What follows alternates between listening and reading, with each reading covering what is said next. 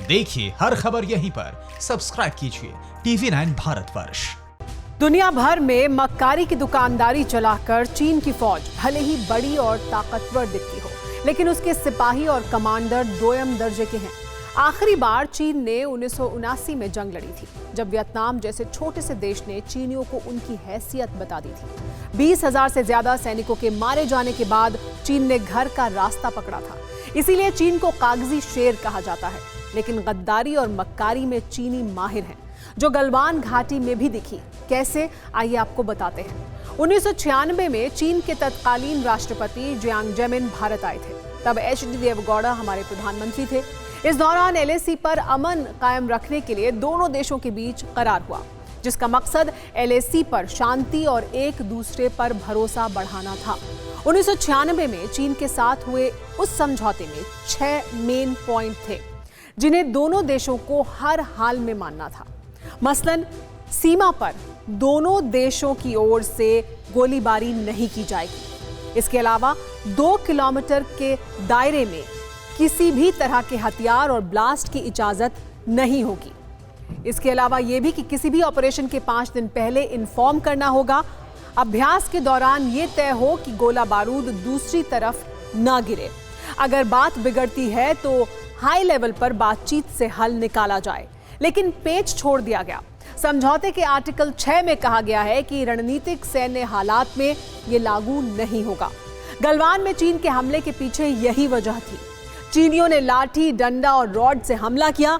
सवाल यह है कि चीन की फौज के ये हैवान कौन हैं, कहां बनते हैं और क्यों इन्हें जल्लाद बनाने की ट्रेनिंग दी जाती है। इस रिपोर्ट से देखिए और आपको समझ आएगा। चीन की राजधानी बीजिंग से करीब 1000 किलोमीटर दूर ये वही जगह है जहां चीनी फौज के जल्लादों की टोली तैयार होती है।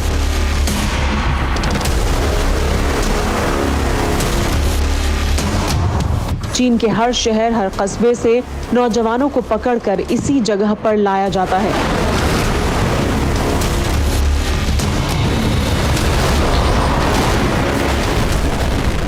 जहां जिनपिंग के बुज़दिल जनरल उन्हें जल्लादों के सांचे में फिट करते हैं। चीन की फौज का ये ट्रेनिंग सेंटर उसी इनर मंगोलिया में है, जिस पर चीन का अवैध कब्जा है। एशिया के सबसे बड़े मिलिट्री ट्रेनिंग कैंप को जुरिये कंबाइंड टैक्टिक्स ट्रेनिंग बेस के नाम से जाना जाता है।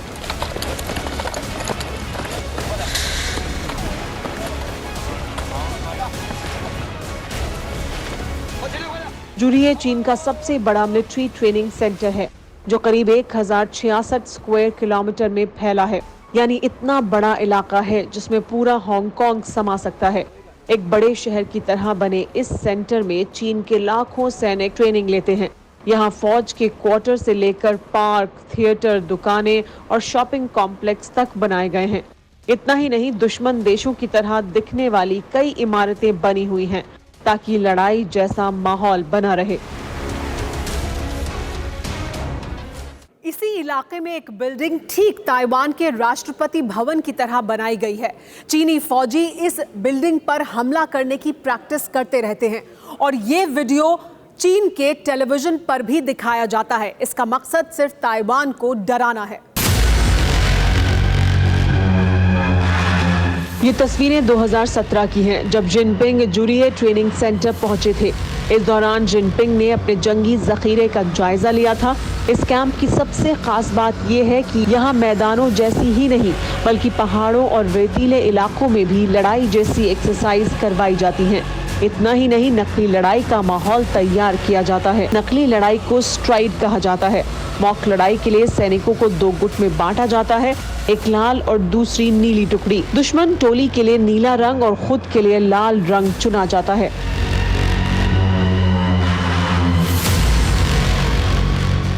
इस नकली लड़ाई में भी चीनी सैनिकों के पास वो सारे हथियार होते हैं जो असली लड़ाई में इस्तेमाल किए जाते हैं।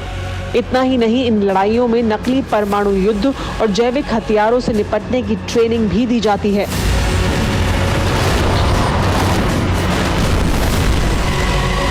सवाल यह है कि आपस में ही लड़ी गई इन लड़ाइयों में कौन जीतता है।